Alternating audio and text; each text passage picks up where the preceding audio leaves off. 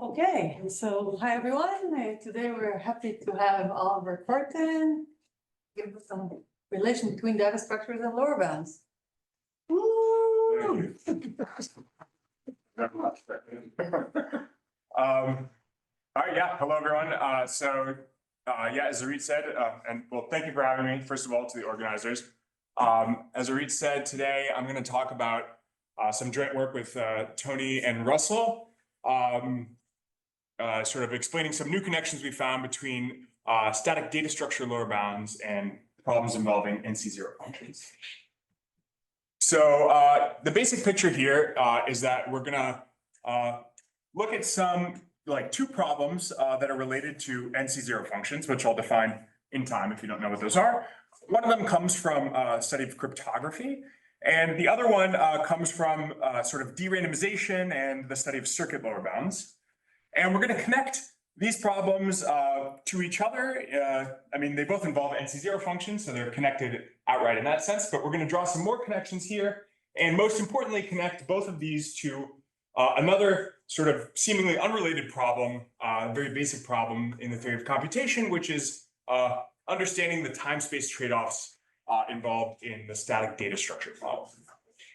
So, yes. And sort of specifically, the main result here is that we're going to take sort of techniques that are known sort of for the best attacks on these cryptographic objects, which in turn come from the literature on random CSP refutation. And we're going to use those methods to get sort of the best known results in both of these areas. And so sort of most importantly, we're going to improve the best known lower bounds in the static data structure model, where lower bounds have been kind of stuck for many decades with this old technique that was not known how to improve upon. And on the other hand, we're also going to be able to use this to get sort of the best known algorithms for this NC0 range avoidance problem, which you don't have to know what that is yet. So this is the basic picture. So what I'm going to do, basic beginning structure of the talk is I'm going to introduce the static data structure model, tell you about that stuff. Then I'll tell you about local functions, NC0 functions. And then I'll connect them and talk about my main results. So the first topic here are data structures. So the data structure model is like a basic model where we want to study problems involving storage of some data, where we want to store data ahead of time, and then later on come back and ask various questions about it. In this case, we'll look at like Boolean valued questions. So I'll say what this means in a second, but the basic sort of trade-offs we look at, we want to minimize space, which is the number of bits that I'm going to store to describe the data. We also want to minimize time complexity, which we're going to count in terms of sort of the number of bits of the data that I have to read in order to answer a question later on. So this basic model is called the cellprobe model of data structures. It was defined by Elias and Flower and Yao. It's sort of the most basic model that we study to understand time-space trade-offs in data structures. And as you'll see in a moment, like it sort of abstracts away any cost of actual computation, and sort of is we're able to prove like unconditional lower bounds in it that would lower bound, even if we were counting computation time. So let me be a little bit more explicit about what this model is. So the sort of problem, a data structure problem that we might want to solve, we're going to define in like a very abstract way as just a function which maps possible data points I might want to store and possible queries I might want to ask. And always in this setup, we're going to have n possible queries and m possible data points. And the problem assigns just to every pair a Boolean answer that says, what is the correct answer to this question about this data point? And we say that we can solve this data structure problem by a data structure of space S and time t if we have the following two procedures.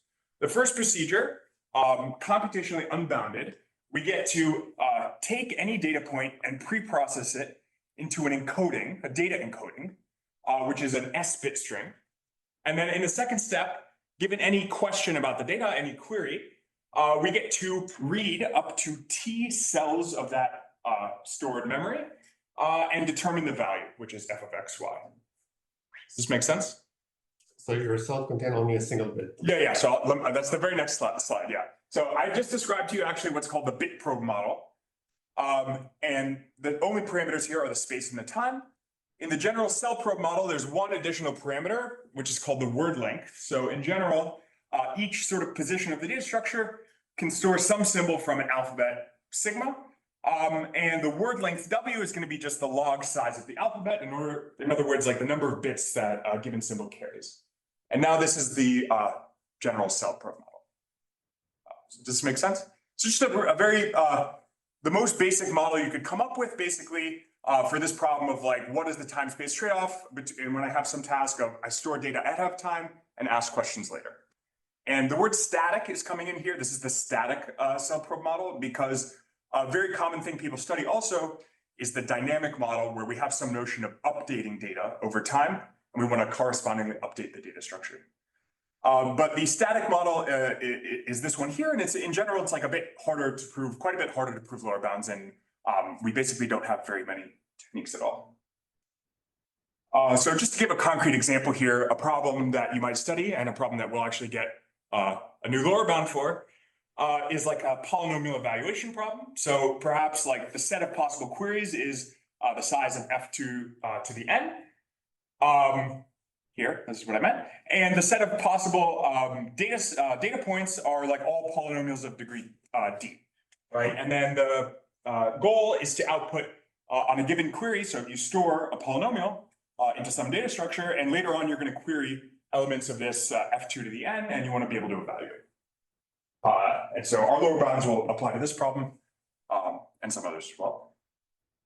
Just for a concrete example. All right, and so something just to keep in mind about what are the basic like upper bounds you can prove for any problem in this model. On the one hand, I can always just store an input in binary. That just costs like log number of possible data points, and then I can read it later.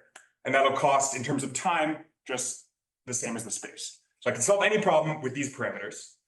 On the other hand, the other extreme, so here I'm using like a very small minimum possible amount of space. But I have to spend a lot of time to make up for it.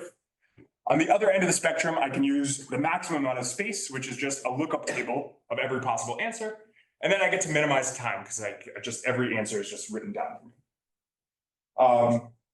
And sort of the key point is that non-constructively, or not the key point, but something to keep in mind is that non-constructively, there are data structure problems which are kind of have the worst of both worlds behavior. So for example, I can find a data structure problem which has the same number of data points and queries, and the time complexity is basically you either have to spend basically the maximum time complexity over here or the maximum space complexity over here. So we know non-constructively there are problems that are like extremely hard, but the issue, like in a lot of areas of complexity theory, is that we don't, we'd like to prove this for explicit problems, and more specifically, we'd like to prove it for sort of problems that are natural and that we care about. Explicit, you want polynomial in n consumption or polynomial in the log? Yeah, so we will get to this later, but basically, all right, I mean explicit here first in the most general sense you could mean, let's say, yeah, explicit meaning polynomial time to construct the entire matrix, or maybe explicit in a more just that you could like explicitly define the problem to me, and it would have some kind of natural definition. But yeah, when we get to like computational aspects, I'll be more explicit about what I mean. So our goal is to kind of actually prove lower bounds in this model for explicit problems. And so now I'll just tell you what techniques we have for that, and sort of we don't have that many. So the first thing is that you can get the following lower bound whenever this data structure problem has like maximum two-party communication complexity. So the lower bound you can get from this is like the space has to be at least the number of queries to 1/t power. So I won't go into detail here, but this is like a very straightforward reduction sort of just to get that lower bound to communication complexity, where you imagine a situation where one party sort of stores the data structure corresponding to a data point, the other one wants to simulate the query algorithm, and they're just going to sort of send addresses of the data structure. The other person's going to respond with what's in the data structure, and you can get sort of simulate a data structure by a communication protocol in this sense. And if you just work out what the cost of that communication is, you'll see that you get this lower bound. So the state of the art lower bound for any problem explicitly that was known prior to this work is a bit better than this. So what is it? It's that for a problem that has n queries and m data points, you can get a lower bound that says the space has to be at least this term from before, so n to the 1 over t. Then by increasing the number of data points, you can sort of get back this log m factor. So for example, if m is like exponential in n, then I can get up to like almost the maximum amount of space lower bound.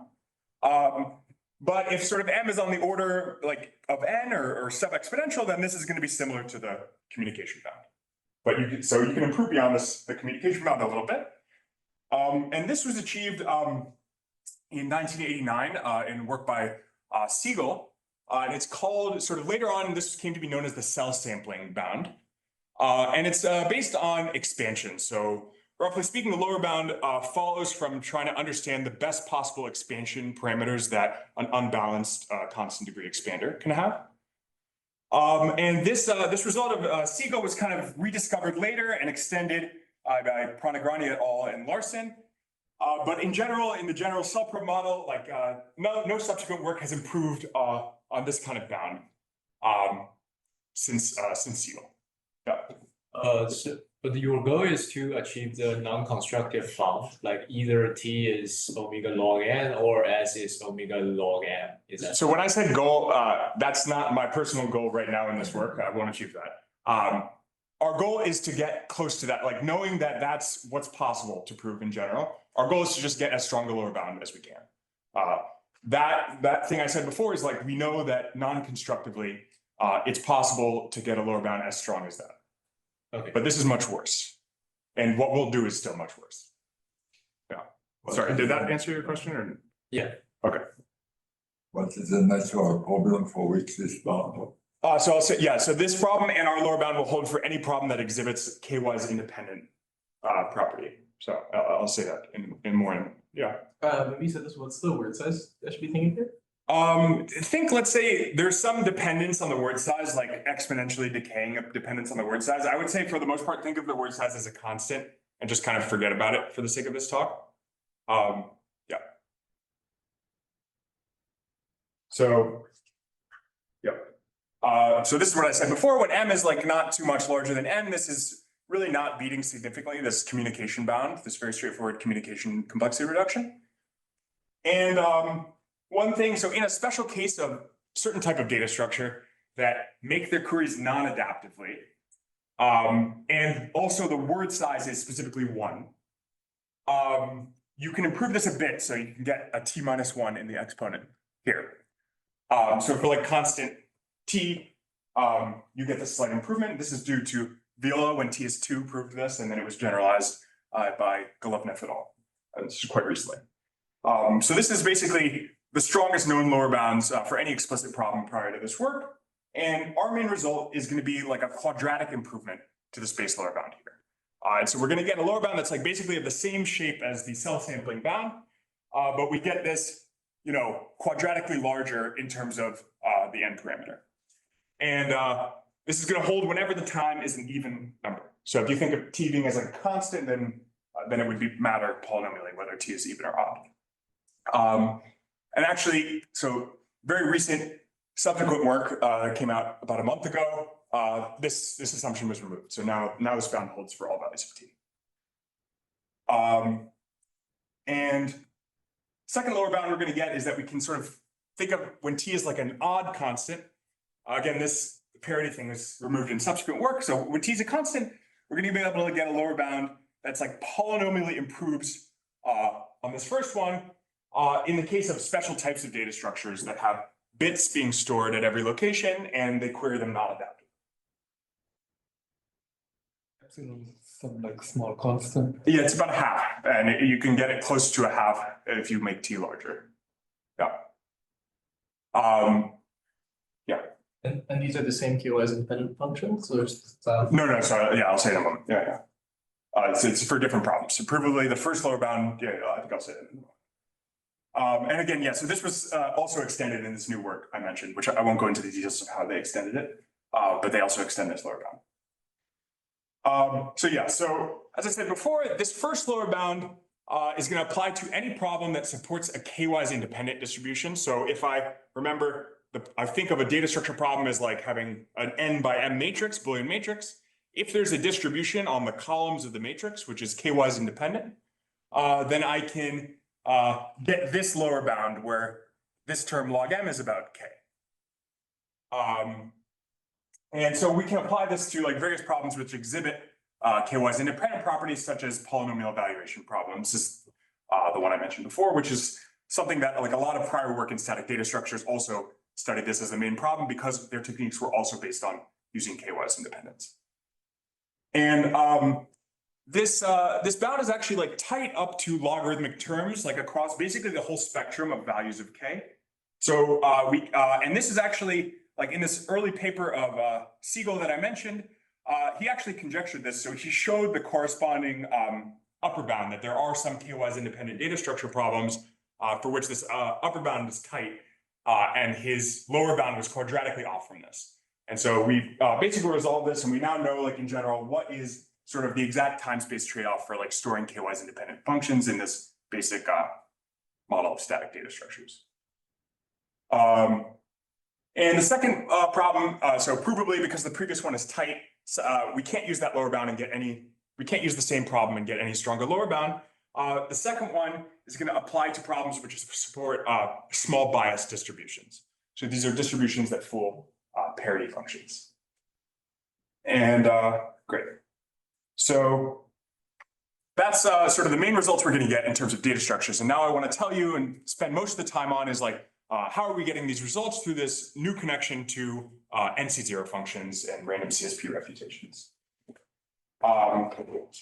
So what we're going to talk about now is I'll define this an NC0T function is going to be some function that maps some number of bits to another larger number of bits, where each output depends only on T inputs. And traditionally, people use this notation NC0T, where it's kind of assumed that T is a constant.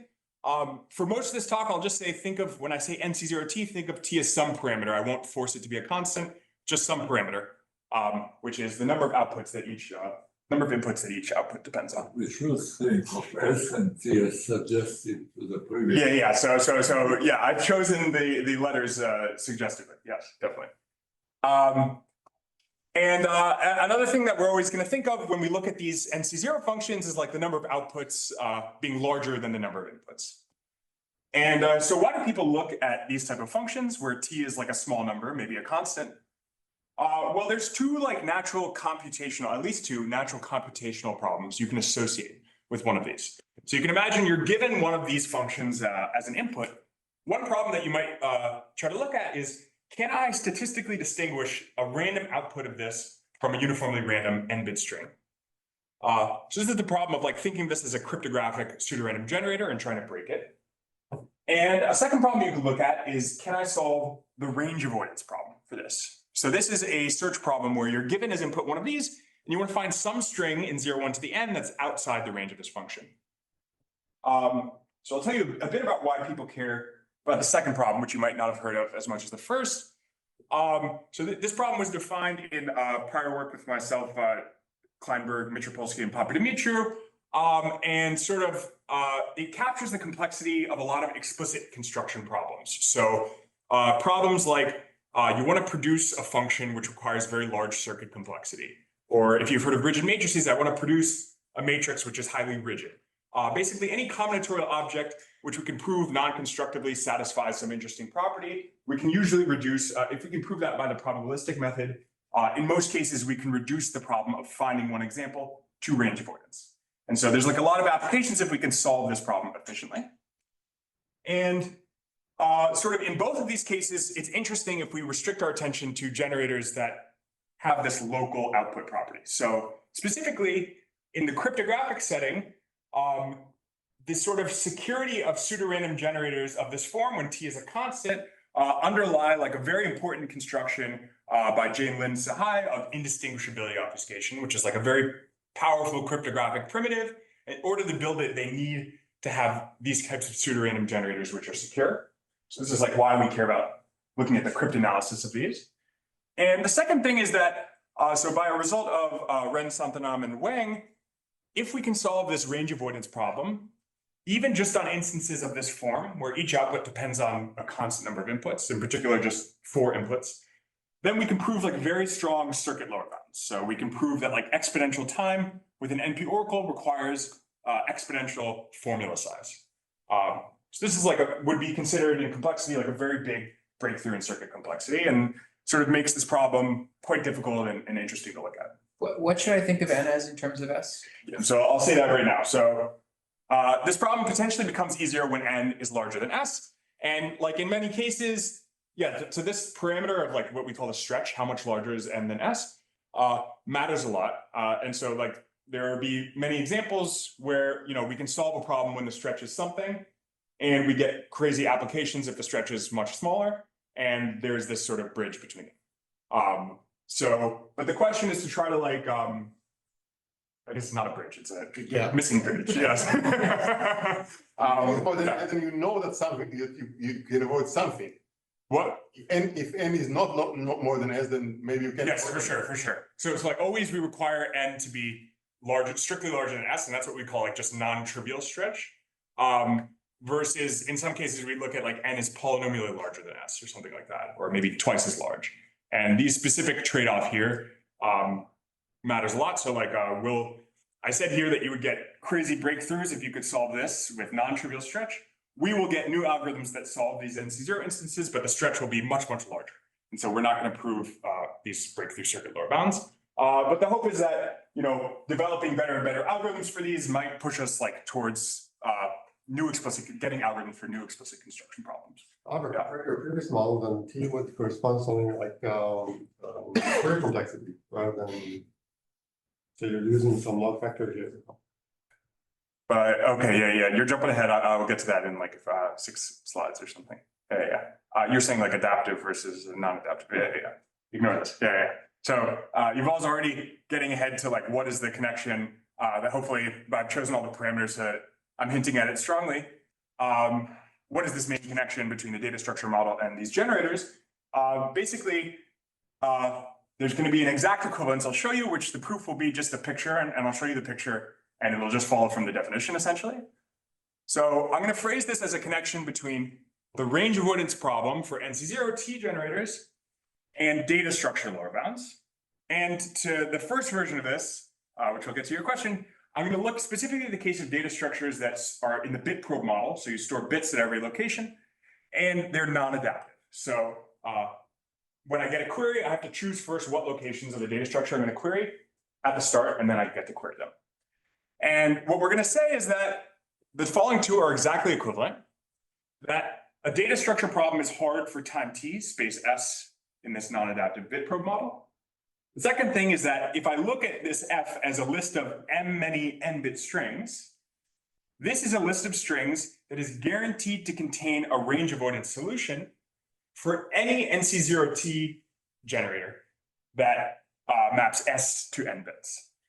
So exactly, yes. So it's well, obviously said it's a hitting set, meaning like range avoidance is a search problem. A hitting set is a set of candidate solutions that are always one of them is valid for any given instance of the problem. Yes, so I've tried to match up the parameters here so that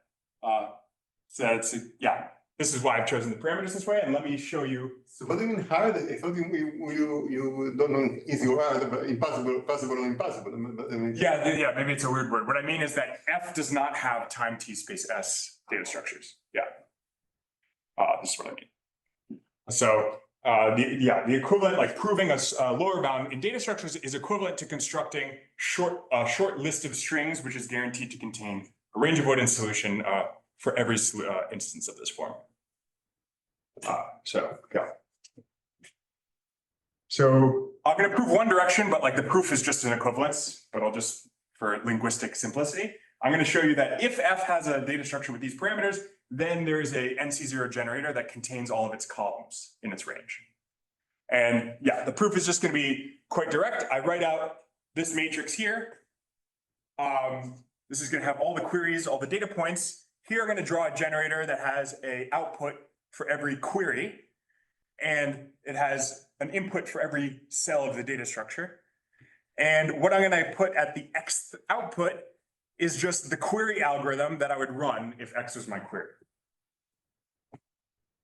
So what is the effect here? Well, we know that like for any data point, right, if this data structure was correct, for any data point, there's some S bit encoding I could write down so that if I ran the corresponding queries over here, I would get the right value of the data structure problem. And those right values ranging over all the possible queries is just a column of this data structure problem. So the point is, if this data structure was correct, I'm explicitly showing you a specific NC0T generator and a set of preimages under that generator for every column of the data structure problem. Does this make sense? So it's like an easy proof by picture. And yes, so this is the main point, is that we have this exact equivalence between these two objects. And in general, like Yuval hinted at before, I'll have to change this a little bit if I want to capture the full data structure model, which we will, but not in this talk. So for this talk, I'll leave it to the non-adaptive bit probe case for simplicity. But in general, if I want to capture the general data structure model, I need to look at generators that have inputs which are non-Boolean valued, and where the outputs are now decision trees of depth T. And so this second thing is like the thing that will complicate things a bit more. And we're going to ignore that for this talk. Yeah. So that list is only like a candidates of range avoidance. So Yeah. you check whether individual ones is. Yes, yes. So I'll get to that momentarily. So yeah, actually, so the range avoidance problem, if we get a list of candidates and we've guaranteed one is correct, all that we can do a priori is use an NP oracle to check if each is correct. And actually for the range avoidance problem, like it's already very non-trivial to get algorithms that use an NP oracle. So this is like you would already get, if you could solve in general range avoidance with an NP oracle, you would get breakthrough circuit lower bounds. And so people already study it in this setting. But actually the algorithms we get, we can eliminate the NP oracle. So you won't need that, but yes. All right, so here's the basic structure of things. I just told you that these two things are kind of equivalent, or more specifically, if we can prove data structure lower bounds. Okay, I was about to explain it on this slide. Then we can get P to the NP algorithms for this range avoidance problem, because I can get this list and I can test everything in the list. The second and like more interesting thing is that we're going to use sort of techniques developed for the cryptanalysis of these NC0 PRGs, and more specifically techniques coming from the CSP refutation literature, and use those to prove new data structure lower bounds. And sort of stringing these together, then we're going to get new range avoidance algorithms through this blue connection. And then actually, what I won't tell you about this in the talk, but we won't actually need the NP oracle at the end of the day. So we'll have this list of things that are guaranteed to be a solution, and we'll have some way of like actually testing. So great. And so another aspect of this like connection, like which is like a very straightforward, just a perspective shift basically on how to look at the cellprobe model, is that another set of results we have in the paper is like you can view this connection to reveal like new barriers, like why is it so hard to get really strong bounds in the cellprobe model and why are we stuck? So on the first hand, I'll explain this very briefly. If you don't, that we can get natural, basically, we can show that natural proofs cannot prove significantly stronger lower bounds than the ones that we proved, assuming the cryptographic security of certain NC0 pseudorandom generators.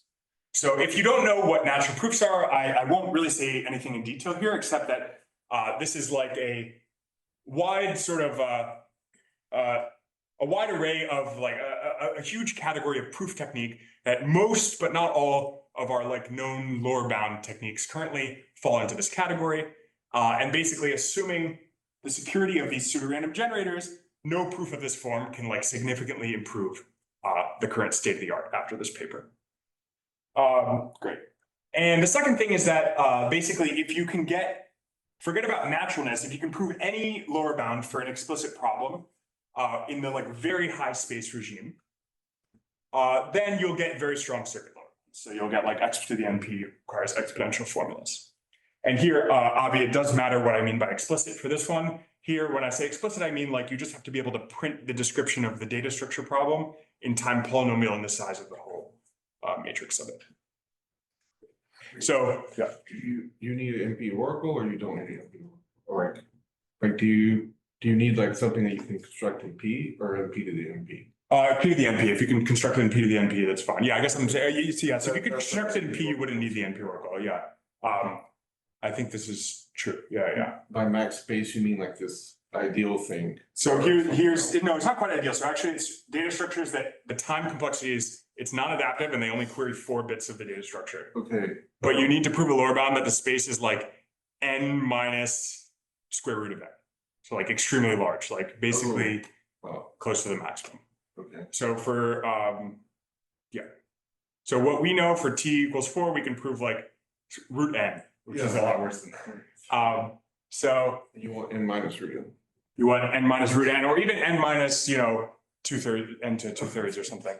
A little bit better. But yeah, I mean, you should expect this to be quite hard because, it implies this. But yeah, that's the type of data structure that I've got. Great. So the rest of the talk, I'm going to focus on this arrow here, which is like using methods that break these NC0, designed to break NC0 pseudorandom generators and applying them to prove data structure lower bounds through this new way of looking at the data structure model. And these techniques are all coming from this literature on random CSP reputation. So let me explain that a little bit. So say we have one of these generators that maps, short strings to long strings. Each output depends on t bits. And I think for the rest of this talk of these being non-adaptive, so these are just, each output depends on t things, and these are bits. So the alphabet is like 0, 1. And so let's say I wanted to like distinguish a random output of this from a truly random n-bit string. One thing I could try to do is just design a test that could test if a string is in the range of this or not. If I could do that efficiently, then that would clearly distinguish the uniform distribution where things are in the range with low probability to the distribution that is just supported on its range. And so what does it look like, this test that asks whether f is in the range of this generator? Well, I can construct a TCSP, so the constraint satisfaction problem, that's going to have s variables and n constraints. And it'll be satisfiable precisely when f is in the range of the generator. So how do I do that? Like, it's very straightforward. There's going to be a variable for every input bit and the constraint for every output. And each constraint just says that these variables that output depends on are mapped to the correct value on the right-hand side, right?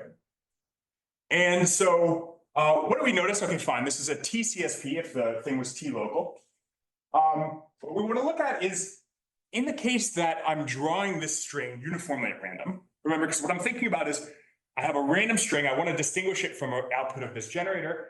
That means I want to sort of consider whether it's in the range when this string is uniformly random. But on the other hand, this generator we're going to think of as being like worst case. It's a generator that someone maybe adversarially designed to make this test very hard. And so what we end up with is a TCSP instance. So it's like a system of equations involving t variables each, which has the property that like each equation, each constraint is like some constraint of the variables equals this bit. The right-hand side is uniformly random and the left-hand side is worst case. So this specific model is called the semi-random CSP model, or it's a specific case of the semi-random CSP model in which sort of part of the CSP is worst case and part of it is random. And so just before I say more about that, the idea is that if, I don't necessarily have to test for every string, whether it's in the range of this generator, if I could just certify, so I could output some proof that this CSP is unsatisfiable, and if I could do that with non-negligible probability for a random f, this would distinguish this generator as a pseudorandom generator. Does that make sense? And just to say, this is a one-directional connection here. So in general, it may be easier to break a pseudorandom generator than to generate these proofs of things being outside the range. And sort of what we're going to show is like, basically any method that comes of this form for distinguishing pseudorandom generators will be useful for data structure lower bounds On the other hand, methods that are really specifically tailored just to statistically distinguishing PRGs don't necessarily port over in the same way. So it's really the first thing that we want, which is to sort of output certificates of unsatisfiability of these semi-random CSPs. So this is the model we need to look at. It was introduced by FIGA, this semi-random CSP model, and was also studied like equivalently in this notion of NC0 generators quite early as well. And like the key thing to know from that field of work is that when the number of constraints is larger than number of variables raised to t over 2, this is the regime in which you can find these certificates efficiently in polynomial time. So you can find these proofs of unsatisfiability.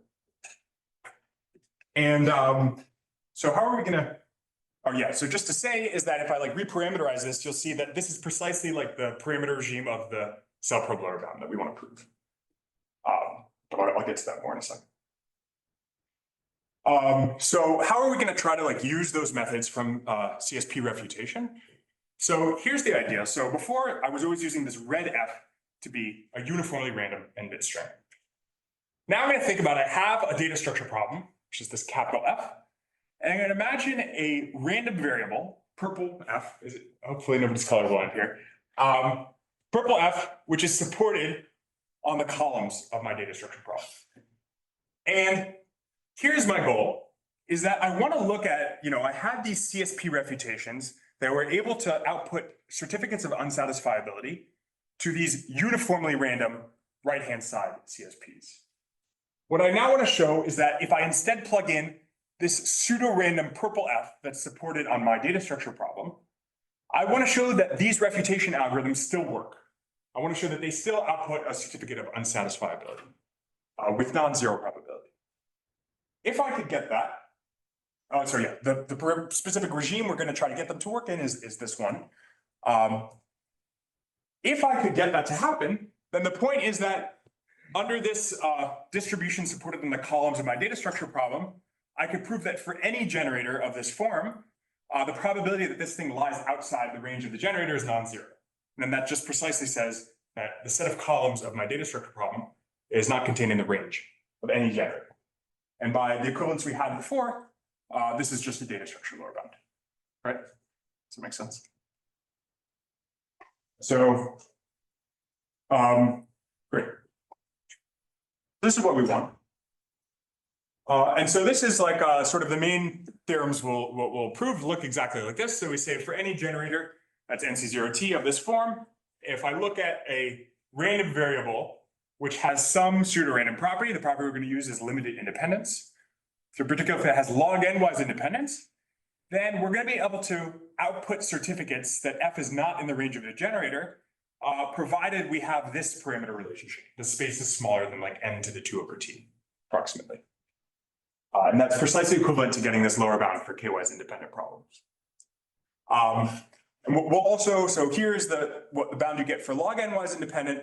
And in general, we'll get some trade-off. If I have k-wise independent problems, I can get the same lower bound for log n-wise times a factor basically of k. So if I scale k up towards n, I can get a larger and larger lower bound. Yeah. How different does this look? Like there was this prior bound using cell sampling. Like, Yeah. is there some way to interpret that as a CSP algorithm or something? Yes. So you can basically, the cell sampling bound says that if I have, literally what it says is I can look at my n constraints here and my s variables here. And I have, right, like each thing depends on t on the right side. What the cell sampling bound defines for you is a small set of constraints, a small set here, that only, if I look at all the possible values that they read, it's strictly smaller. So strictly less than whatever that small was. So the cell sampling gives you basically the best, I'm sorry if you can't see. Oh, I can see perfectly. Okay. The cell sampling is just the best bound for when I have a graph like this, so with left degree t, what is the smallest set I'll have here that is not expanding? If you can get that, then you very easily get that k-wise independence would fool this, right? Because there's just like not enough entropy in those bits to like generate right? This is going to be king. This is to generate all of this. And the way that you prove this bound, yeah, I can say very briefly is I'm just going to, I want to find this set. I'm going to sample vertices on this side with some small probability and take this set to be all the vertices here, which connect to everything which I sampled. It's kind of like a very simple case of like a dependent random sampling. For this, you need then to be like S to the T as opposed to S. Yes, exactly. Yeah. So S to the T, but you can get some like log K, or it's a K type term here. So that's exactly what the cell sampling gives you. Yeah. So you can view it as like a simple kind of version of this. Exactly. Awesome. Also, can I ask for like NC0 cryptanalysis, how many are there like major other families of algorithms that they use that don't go via? Yeah, so there's some algorithms that do like case analysis on the predicate that use some statistical properties like for, well, all right, here's an easy example that doesn't really answer the question. Is like if the predicate is like a thing that's being output as a function of the T inputs, if that thing is like not a balanced function, here's a very simple example. Then you can very easily distinguish its output from random just because the bits will be biased. On the other hand, it doesn't really get much easier to refute things being in the range. Like, all right, here's a very easy example. Like if the outputs are OR functions. It's linear too. Yeah, or yeah. So yeah, in this case, it's extremely biased. On the other hand, like it's still in general hard to generate refutations. Yeah. But no one would make an NC0 PRG that's not that's biased, right? Well, actually, Goldreich, I think he tried to at first. I think this issue was brought up in later papers after his. But yes, there are some other techniques as well based on degree. I think you can slightly beat this n to the 2 over t. Sorry, I guess other way around, t over 2. If you use like statistical techniques that don't apply. I think maybe like 2/3 is the best. I think this is true. Yeah, I can send a citation on that, I think. Yeah. Great. So this is the type of result we get for general k-wise independent problems. And yeah, I guess I just switched back to the log n-wise. This is the one that I'm going to sort of sketch to you a bit. So the basic idea is like, what do these refutation algorithms do that are able to like refute these semi-random instances? Well, one way to look at them is that basically from the description of the generator, or you can think from its corresponding CSP, you can generate like a sequence of matrices in some dimension that's like not too much larger than the number of constraints. And there's going to be one matrix for every output bit of the generator. And they're going to have the property that, okay, imagine, so I've changed my perspective here, so I should have said that. Now I'm going to think the outputs of this generator are like sign vectors. And for every possible sign vector, I'm going to consider the sign sum where I sign these matrices according to the values of F. Right? Where did the matrices come from? So yeah, so I haven't told you that. I'm going to say there is some way to build these matrices from my generator. I mean, this is going to be the Kikuchi matrix. Yeah, so in some cases, there'll be the Kikuchi. When K is like log n, there's an even simpler construction, but in general, it'll be the Kikuchi matrices. So yes, and so for any, so there'll be some matrices like these. I can look at these sign sums when I have sign vectors of length n. And the condition that you're going to be able to prove is that is proved already by this random CSP literature is that whenever a sign vector is in the range of my generator, the spectral norm of this sign sum is going to be unreasonably large, basically. On the other hand, when I take a uniformly random signing, the spectral norm will typically be significantly smaller, right? And this will give you a refutation because the spectral norm is something you can compute. So this is of the general form that these refutations work in, and sort of without even telling you how I generated those matrices, I claim that I can just in a black box way say that any refutation of this form will be like fooled by log n-wise independence, or by k-wise independence where k has some relation to the dimension of these matrices. Yeah, so let me just recall what we wanted to do is to make this work in our case, we just need to show that the second thing holds when we replace a random signing by, in this case, log n-wise independent signing. And so how do we want to prove that? The idea is we just want to show basically that in this very generic sense, if I have some random signing of matrices and I look at their spectral norm, sort of these have basically the same kind of tails, these distributions, when I have a k-wise independent or a truly random vector. And so like naturally what you want to prove is basically that this value is like approximated in some sense by a low degree polynomial. And so this is kind of so this is what we want. We just want to say if I look at this function which maps the sign vector to the spectral norm of its sign sum according to these fixed matrices, I want to say that this function is approximated very well by a small degree polynomial, degree k polynomial, or it'll be the kth root of a degree k polynomial. If I can do that and the parameters are correct, then that's basically enough to get what we want. And the polynomial here, this is kind of like a well-known fact, is that, all right, if I have a matrix in m dimensions, then I can look at this polynomial, or sorry, it's not a polynomial yet, it's just another matrix, which is like, I alternate B transpose B, I do that k times. This is essentially like a 2kth power of the matrix. And then I look at its trace and I take the root. What you have is that if k is at least like logarithmic in the dimension, then this will approximate the spectral norm up to like a constant factor. So this is like a well-known fact from linear algebra. It is to be bounded, the matrix, I guess the matrix entries or something. No, I think this this expression holds regardless of the. It's homogeneous, right? Both sides multiply with the same scale. Yeah, exactly. Yeah. Okay, if the entries are large, yeah, exactly. Like it'll affect both sides in the same way. But this expression holds generally. There will be some factor that's like, depending on like 2 to the log dimension over k or whatever, and so then we can make it very small if once k becomes close to like log dimension. But yeah, there's no additional factor. And so yeah, the idea is then if this matrix B is actually like a signed sum of these in terms of I'm thinking of f as like some variable, then this will be like a degree k polynomial over the sign vector. And so basically we need some more involved analysis if our bounds need to, we want to get our bounds actually for like almost k-wise independence, which will make a big difference for our range avoidance algorithms, making them run in polynomial time. But essentially this is the idea of like the main thing you need to prove is just this. And then, yeah, the point is then that like the distribution of these will be approximately the same. And so if I have some proof that these spectral norms are typically small when f is uniformly random, I can just port it over to the case that they're k-wise independent. And so, yeah, I guess, here we go. I haven't really said like, how do you actually prove this, that these are uniformly random? What I said is that we can take it as a black box from this CSP literature.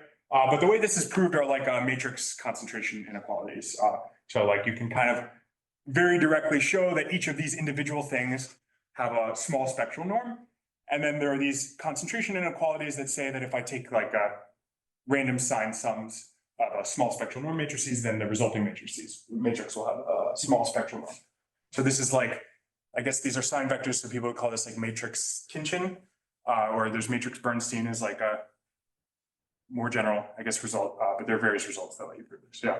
Do you need exact k-wise independence or? No, so yeah, so you can do almost k-wise independence, and I didn't state any of the bounds we get, but we do this in the paper because we'd actually, so if you remember, we want to get a range avoidance algorithm, like we want to think of a data structure problem as this list of strings, one of which is guaranteed to be outside the range. If I want to get that to be an efficient algorithm, I want to get that list as short as possible. And like ideally, we'd like log n wise independence, but a polynomial length list.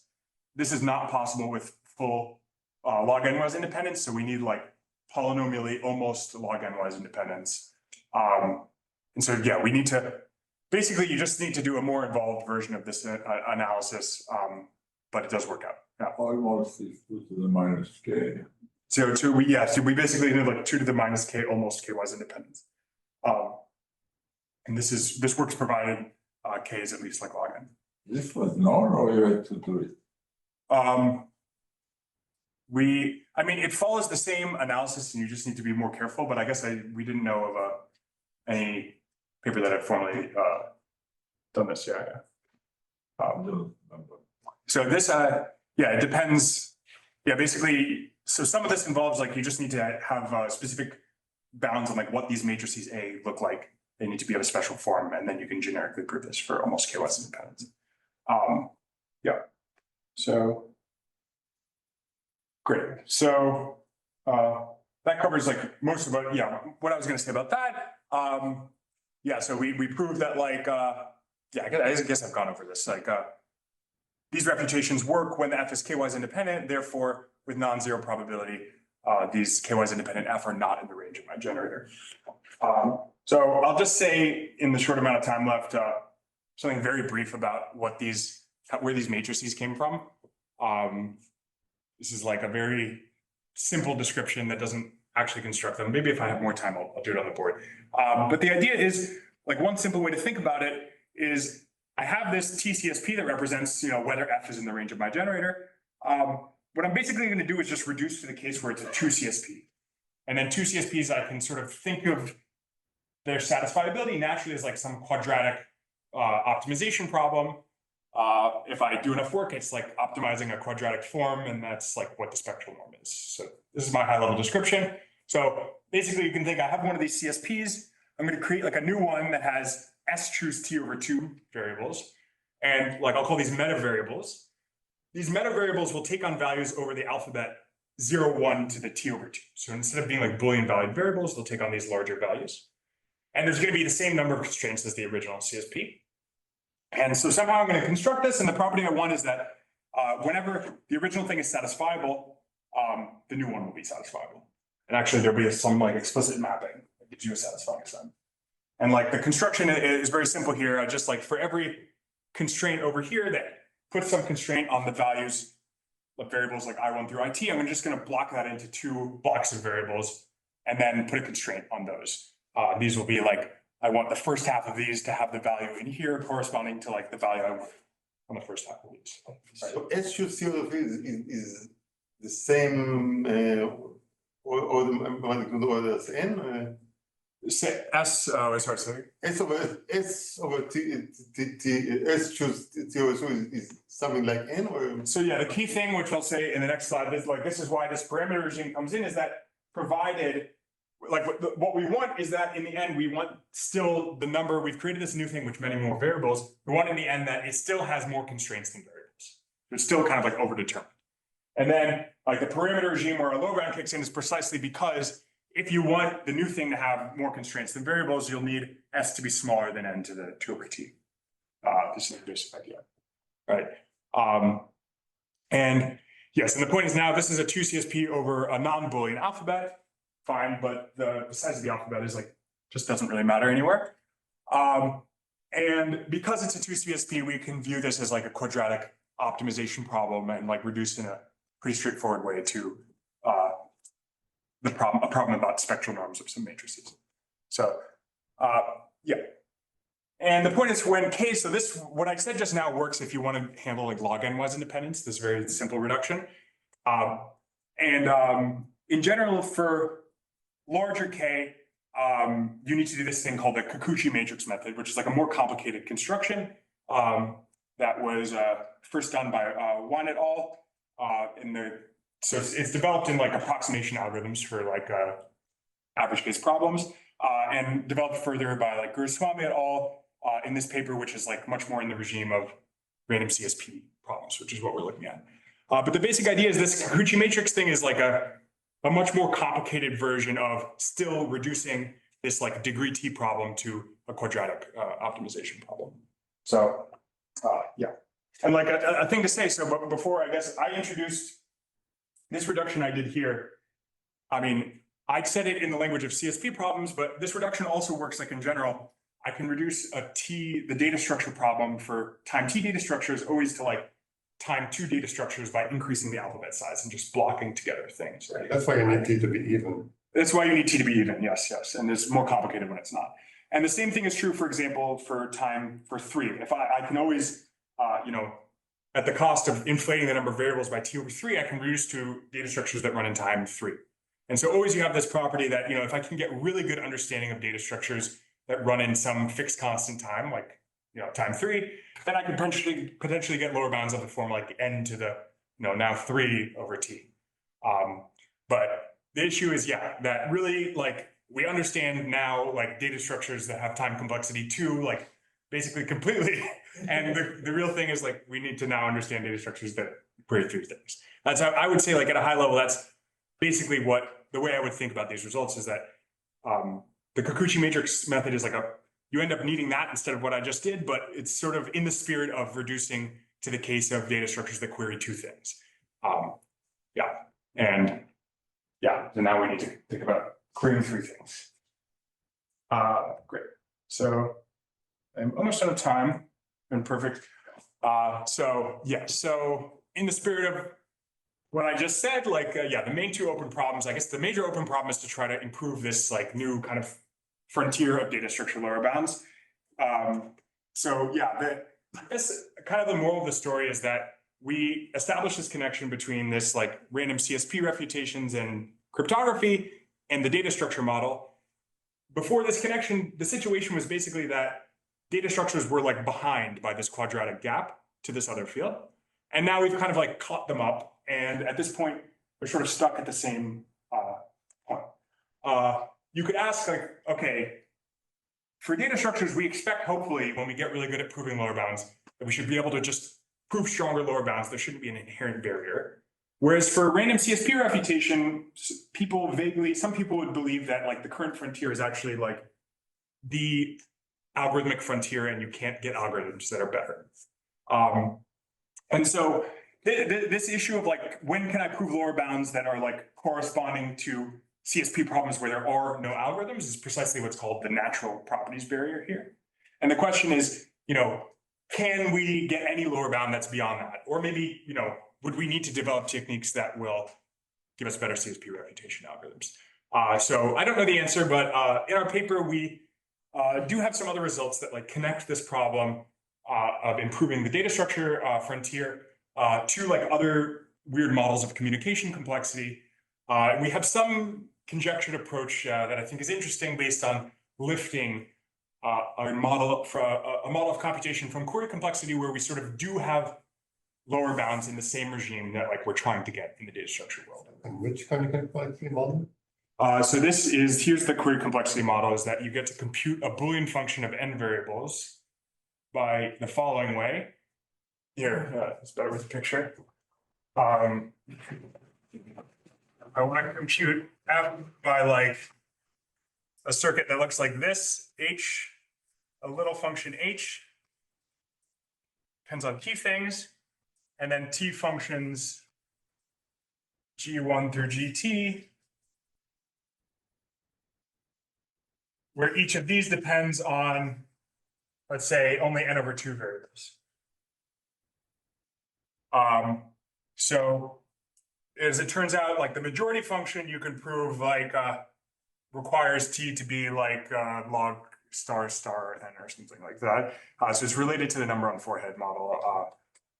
And for other functions, less explicit functions, you can actually prove like very good bounds here that like t has to be like n to some constant. So this is like Hrubesch-Rao studied this model. It's a paper called Circuits of Medium Fanon. And also, the first paper that introduces the number on forehead model, Chandra first, and Lipton also kind of studies essentially this complexity measure, like as an intermediate step to prove something about branching programs. Anyway, so this is a model where we can, and somehow my claim is that like, we could prove that this is like analogous to getting a data structure lower bound for time t and like big N to the half space, where half is coming from this n over 2. Okay, but I can explain this more later. But like, so we have some like justification for why there's kind of a natural way to think of this as like the data structure model is like a lifted version of this query model.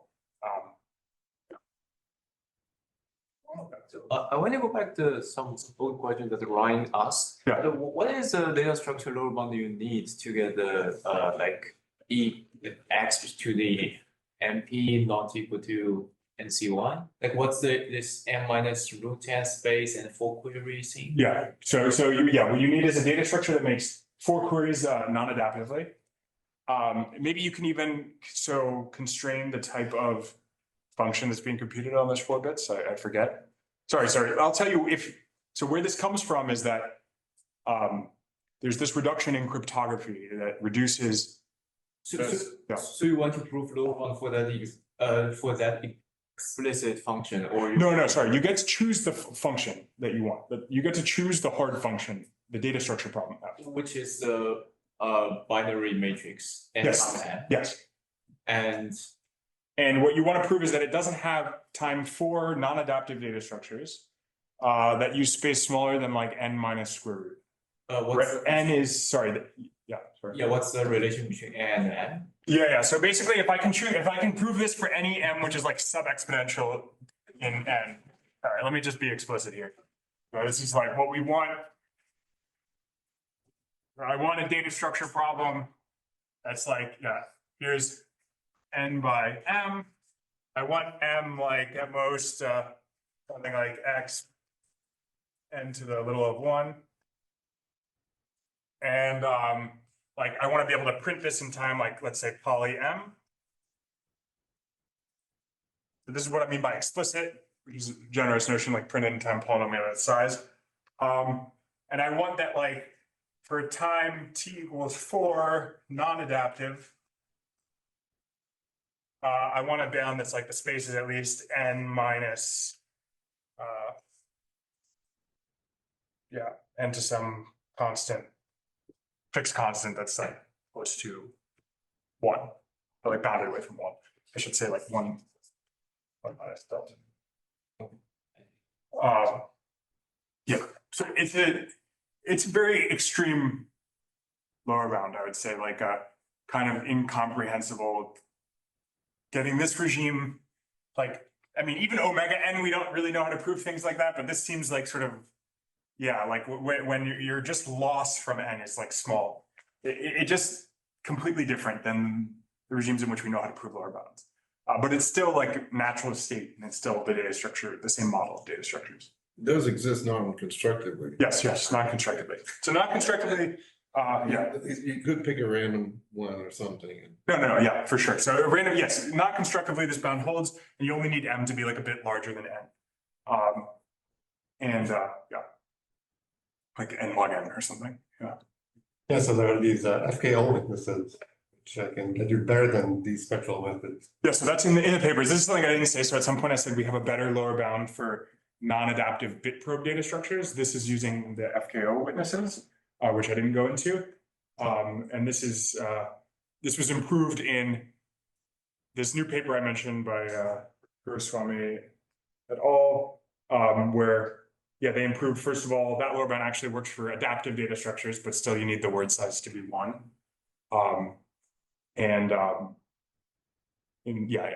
The proof is also much simpler though.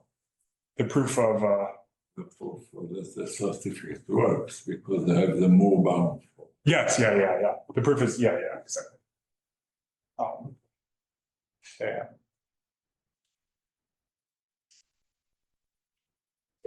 Okay, thank you very much.